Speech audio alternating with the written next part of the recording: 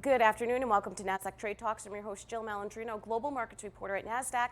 Joining me at the market site in Times Square, we have Nelson Minier. He's the head of OTC over at Kraken, one of the largest and oldest crypto exchanges in the world. It's great to have you with us at market site, Nelson. Hello. Welcome. Tell us about Kraken.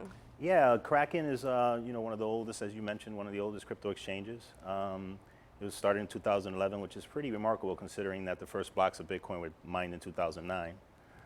We have over 4 million clients, heading toward 5 million.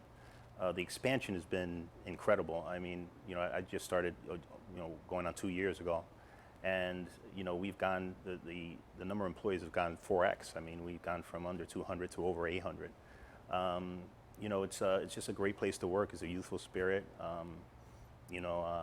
Jesse really the ethos of the space, which is liberty and privacy, is really embedded in all the employees.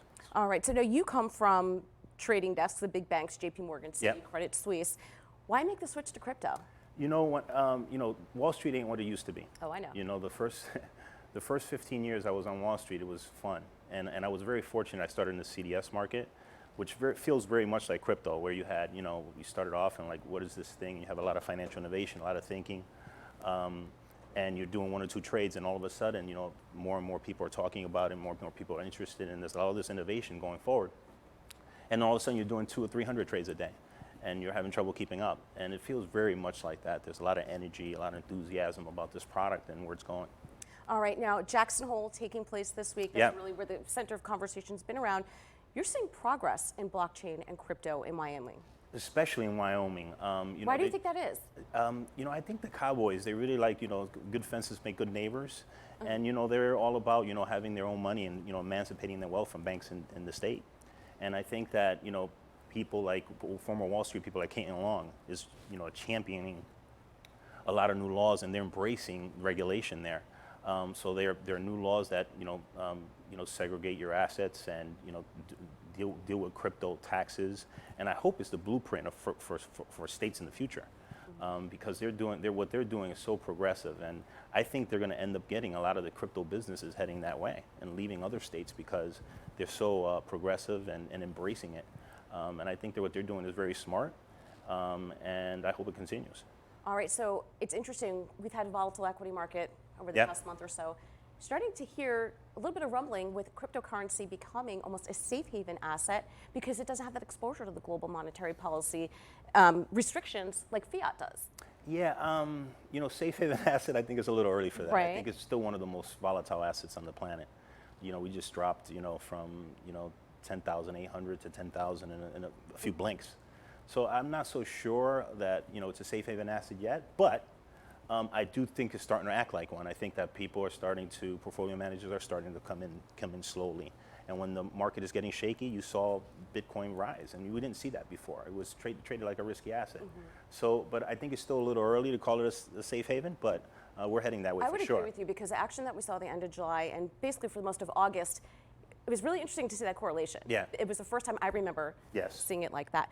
Institutional adoption, it has been a challenge. Are you seeing any progress there? We are, but it's slow. And it's kind of amazing because, this asset, Bitcoin in particular, it's non-correlated to anything other thing out there. The returns are fantastic. You have to buy a lotto ticket and be incredibly lucky to have some returns like that. It's scarce.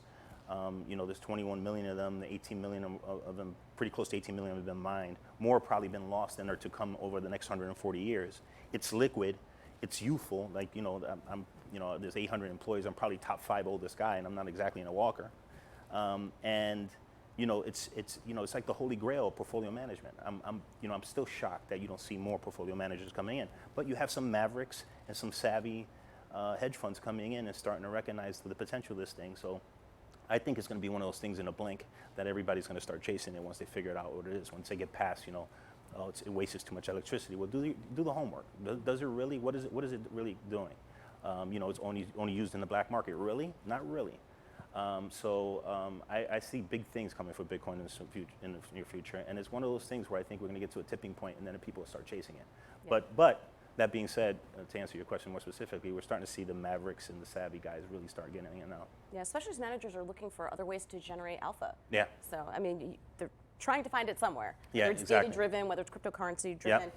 To wrap up here, you had 2 new listings today in Kraken. Yeah, they're starting to trade bats and waves, and I'm part of the OTC desk, so we're last to know when these things are going to come out. But so if you want to learn about them, blog.kraken.com is a great place to kind of get going. Yeah, I noticed that on the site as well. It's not just for experienced traders. There's 4 different classes, I think, that Yeah. I noticed when it comes to someone just dipping their toes in, someone more experienced, and then there's an institutional level as well. Yes, for sure. We cater to everybody. All right, Nelson, thanks so much for No, joining us. thanks for on having me. Market It's Site. great. And thank you for joining us on Trade Talks. I'm Jill Malandrino, Global Markets Reporter at Nasdaq.